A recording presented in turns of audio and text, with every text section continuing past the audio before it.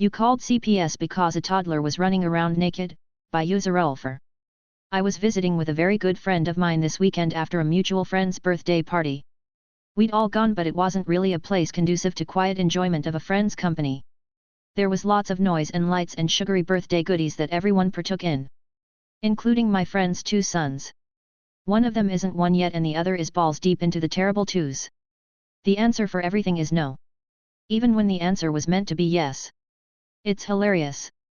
Mostly because I can go home. My friend and his wife? They're tired. Understandably so. So, we were sitting in front of the TV and minding the boys while my buddy's wife wanted some time not spent in the immediate vicinity of her offspring. Which, honestly, fair. She drove off in her car and went I know not where, and we divided the labor equally. My friend had the kid who couldn't walk yet, and they were curled up on the couch. I think the intent was for a quiet nap. Me? I was stuck with the 2-year-old. And we had beef.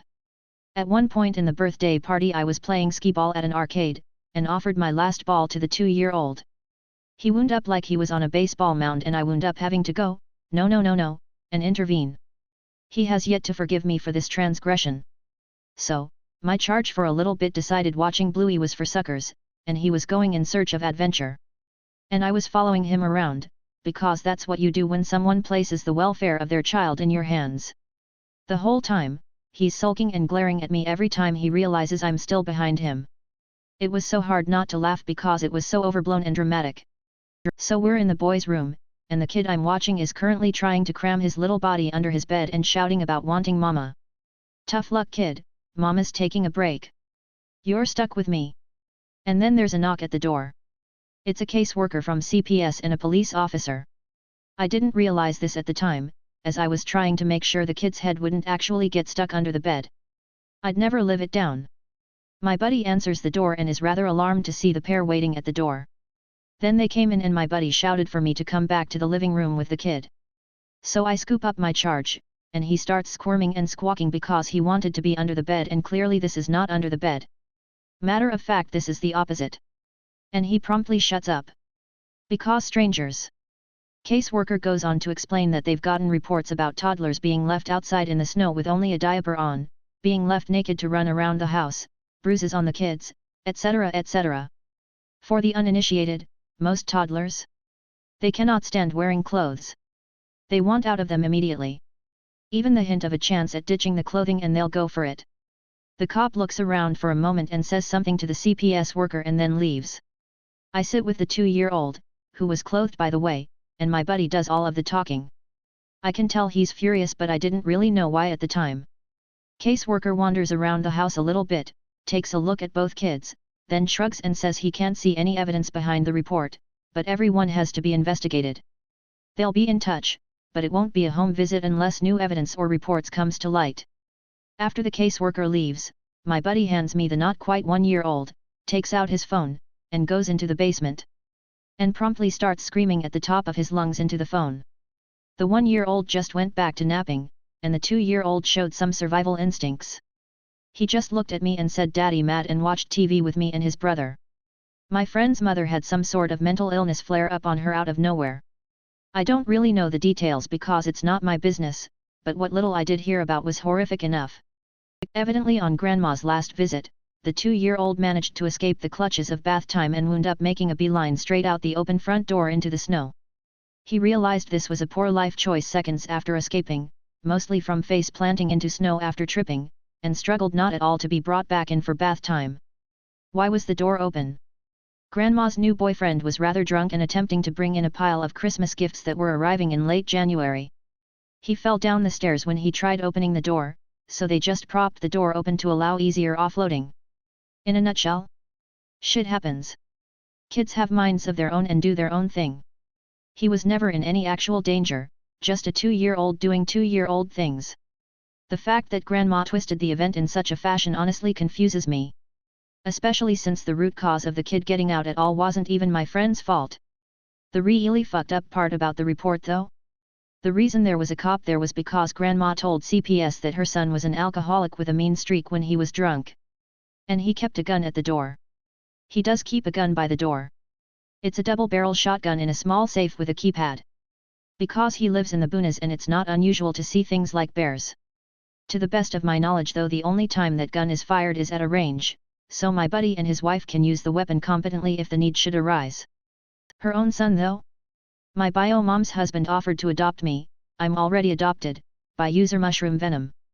I'm 18, NB, I don't remember the exact ages of my bio mom and her husband, but they are in their late 40s at least. I'll call them Claire and Daniel. Background: Claire had me and my brother while she was an addict and had a lot of untreated issues, bipolar, BPD, schizophrenia etc. I won't go into a lot of detail because it's very heavy, but long story short, she married a bad man and because of his and her actions she lost custody of us when we were 5 and we eventually got adopted when we were 8. She divorced that man and now is married to Daniel. Story: Claire at the time had gotten diagnosed with a terminal illness, so I had agreed to fly out there to visit her. I had never gotten super close with Daniel, but we were relatively friendly. At first the visit was okay, everyone was acting normal. But then things kind of started going downhill.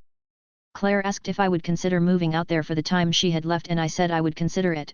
She seemed to be happy with that answer at first along with Daniel, but then it started going downhill. They started acting like I was definitely moving in and started trying to make all of these decisions before I had even decided, like wanting to go to the Social Security office to see if I still qualified for insurance etc. It was hard for me to push back on it and set boundaries because I'm autistic and communication is hard, so I just kind of brushed it off. One night me and Claire were having a deep conversation and Daniel joined in, which led to him offering to adopt me. I explained that I was already adopted and that I did not want to be adopted again, and he seemed to drop the issue. Over the next few days though, he started getting more authoritative, I guess. Whenever I talked about something he would correct me, even if he was obviously wrong. It even got to the point when I was trying to bond with him and talk to him about my trans experience, he straight up said that I should try to be comfortable being a woman and that he didn't want me to get gender-affirming surgery, that I needed to fully experience being a woman before I decided. I deflected from the topic but felt very uncomfortable. When I flew home and told my mom everything, she texted Claire saying that she basically needed to take a chill pill and that Daniel needed to stop inserting himself in our lives like he was a parent. Last thing I heard about the situation is that when my brother visited later, Daniel told him something basically to the effect that I was influenced easily and that's why I'm non-binary. I haven't talked to him since besides saying hi when I'm on the phone with Claire. My girlfriend's entitled Mom Freaks Out Over Name Change, by user LowMistake7491. Pretty new to Reddit, but I felt someone might get a laugh out of it. This is shared with my girlfriend's permission. My girlfriend has a very rocky relationship with her mom. This is due to a variety of reasons, but one of the major ones is that her mom cursed her with a horribly misspelled name. Something like Hazel Marie mom's last name. It's not those exact names, but the same type of vibe. Two classic, beautiful names ruined by her mother's pathological desire to be unique. Her parents weren't together at the time of her birth and she ended up with her mom's last name. This has caused so many problems throughout her life since her dad ended up being her primary parent, and she's told me that she's wanted to change it since she started going to school and having to deal with the problems. The only reason she waited until she was an adult is because her mom wouldn't consent to the name change. Anyway, the paperwork recently went through and my girlfriend is now Hazel Marie Dad's last name. She's over the moon about it and I'm so happy for her. The only hiccup has been her mom. We expected her to be upset that her baby girl is deviating from her mommy's wishes, but we didn't expect she'd explode like she did. My girlfriend told her mom the news, and she absolutely blew up. She actually stormed over to our apartment, she lives in the same building as us, it sucks, and banged on our door until my girlfriend reluctantly answered. I advised her not to, but she did it anyway because, and I quote, "It's my mom, let me talk to her." Oh well. My girlfriend's mom barged her way into the apartment and began loudly berating my girlfriend for changing her name. She basically said that my girlfriend threw away the beautiful gift I gave you, and said, "You're my daughter, I have the right to name you." She wasn't even really upset about her taking her dad's last name, but she was really upset about her changing the spellings of her first and middle name to the normal spellings. My girlfriend tried to explain about all the problems her name had caused her over the years, but her mom wouldn't let her speak and just kept yelling over her. Eventually, I, much taller and stronger than my GF's mom, forcibly kicked her out while calling her a bitch and telling her never to come back. My girlfriend and I are now looking at breaking our lease to get away from her. Message from my girlfriend that she wanted me to add, "Please don't give your kids shitty names, no one thinks it's quirky or cute. You look like an idiot and little McKinley probably resents you for it." Do everyone a favor and just spell your kids' names like they're supposed to be. Take it from someone with a shitty name, it sucks ass to deal with. You're naming a human person, not a doll or puppy. My father demands an apology after 10 years of no contact, by user Educational Tax 189. Edit, well, I have woken up with a lot of reactions. Thank you all so much, Heavy Blackheart. I have asked my little sister to talk soon. I'm going to explain why her behavior is hurting me, and if she doesn't stop giving me the shit from my dad's family, I will go no contact. About my father, I have blocked again everybody on social media and their phone numbers. My partner and I are going to get new phone numbers and we will shut down the social media we have. Thank you all for your advice, and I will update when I speak to my little sis. I would like to apologize in advance if the English is not correct. English is not my first language. But I will try to do it correct. I really need advice because I don't know it all that well anymore. The story a bit long, but please hear me out. When I was 11 years old, my parents divorced. My father cheated a lot and my mother forgave him every time because she wanted to keep the family together. When I was 11, my father cheated again and ran off with this woman. What followed was a huge divorce with a lot of fighting and arguing. The only thing my father didn't want was us as children. It was decided that I had to go to my father at the weekends. Because where I live, divorces go through the courts and they think it is important that children continue to see both their parents. During these weekends I was used more as a kind of Cinderella by my father and his girlfriend, and I was systematically abused mentally and physically. Every time I made a mistake in their eyes, didn't do something the way they wanted, didn't get things done on time because I had a lot to do, I was beaten with objects or just by hand. My father's favorite thing was his belt, and my stepmother liked to use an electric fly swatter, which gives off electric shocks when you turn it on so that you can kill the fly without crushing it, so to speak. If you hold it against your skin with the metal part, you will get a pretty hard electric shock. To this day I am terrified of electric fly swatters, even though where I live they are very common household things. I managed to hide the abuse for years by wearing baggy clothes with long sleeves, whether it was summer or winter. Because of this, I quickly became the weird kid at school and had no friends. The abuse had enormous mental consequences, but I wanted to persevere because I was afraid that if I stopped coming on weekends, my father's girlfriend would work out her anger on my little sister. She was only 5 when my parents broke up. I withdrew more and more to my room when I was with my mother so that I didn't have to talk to her. My mother is a sweetheart. She is really sweet and friendly and only wanted the best for me. She thought I was having trouble with the divorce and that I was starting to go through puberty. She regularly suggested that I go to a therapist, but I always didn't want to because I wanted to protect my sister. When I was 16, my gym teacher found out about the bruises because I suffered an injury during sports class and she had to look at my legs. As a result, child protection was immediately called to see that I was covered in bruises. My mother was so shocked that she kept me and my sister at home from that moment on.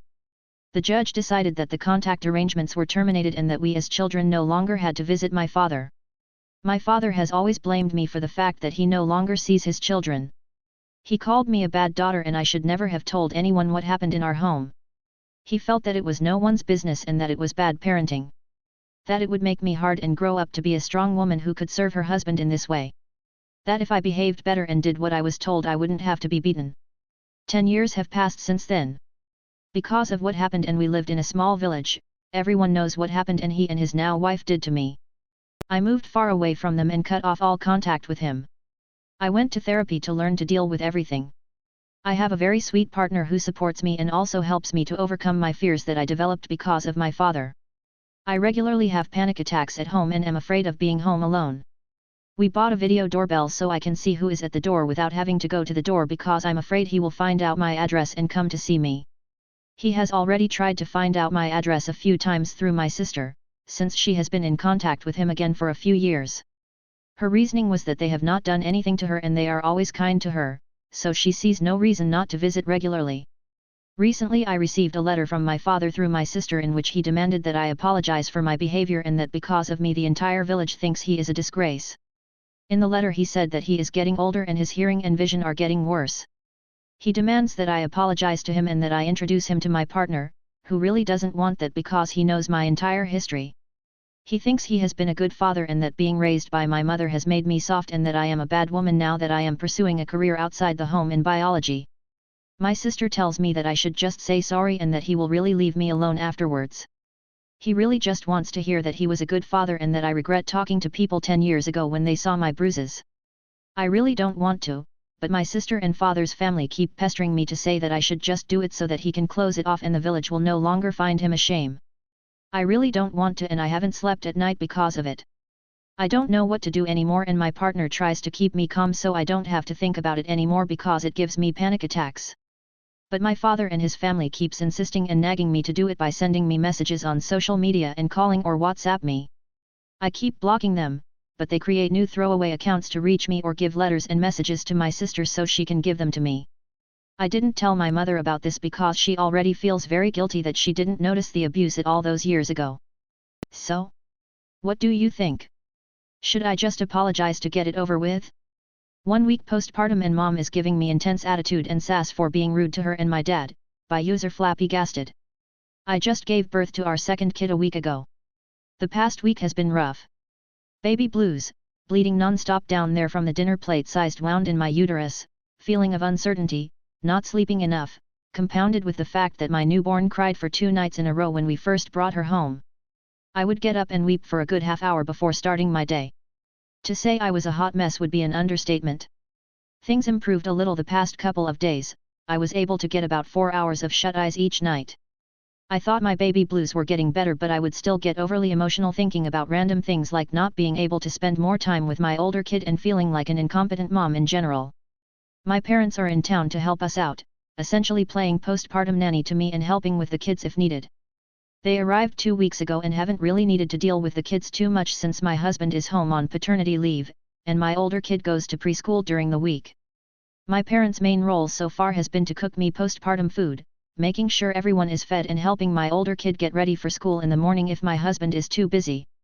My husband tried to educate my parents about baby blues and postpartum depression, and told them specifically that I am currently in a very vulnerable state. My parents however seem to have brushed it off because in their words they have never known anyone who suffered from it. Even when I tried to talk to them and getting teary-eyed from my emotions they were disappointingly dismissive and basically told me to stop feeling sorry for myself. This morning as I was having breakfast, my husband set my newborn down for a nap in the living room bassinet. She was drowsy but about to doze off. My dad came over and stared and made funny noises at her which woke her up more. I got impatient and told him to stop stimulating her since it's time for a nap. My tone might have been a bit harsh but I was not scolding him, it's purely out of impatience. My mom overheard me and immediately yelled at my dad to get up and go back to their room. Right away I can feel that she's mad at me for what I said to my dad. Knowing her whatever she yelled at him was really she passively telling me off. After that incident she went ahead and gave me the worst attitude, slamming doors, ignoring me when I tried to talk to them, etc. I had an opportunity to talk to my dad and asked him what's going on. He said my mom is mad that I talked to him in such a harsh tone. That was when the floodgates opened and I started crying. I told him I have more than enough on my plate right now and I don't understand why I have to appease my mom too, it's like having to take care of another child. I did not mean anything bad when I told my dad to shush so the baby can sleep, but my mom's interpretation took it to a whole other level. That on top of my already messed up hormones sent me into uncontrollable wailing. My husband saw what was happening and flew into a rage demanding that my mom stop whatever passive shit she's throwing at me. My mom's response is to become hysterical herself and yelling that she did not say anything to offend me and that I have been incredibly rude to her and my dad since I came home from the hospital. She even called me a liar for supposedly feeding falsehood to my husband that paints them as the bad guys. My husband said he does not care what her defense is but making a 1-week postpartum mom cry is not acceptable. He told me to go to my room to be away from the negativity. While I was leaving my mom continued to hurl insults at me, saying things like you reserve all your good temper for everyone else and give your parents the shitty end and you are a mom yourself, how can you behave like this? My husband was caught between arguing with her and trying to get my older kid away from her grandma's temper tantrum. In his words my mom was acting like a total brat in front of our toddler and that was unforgivable. Anyhow my husband is bringing my older kid to his mom's house to get away from the bad juju. I am seeking refuge in my own bedroom with the newborn. I'm too exhausted to deal with my mom's brattiness. Essentially I'm a prisoner in my own home for the moment all while trying to recover from childbirth.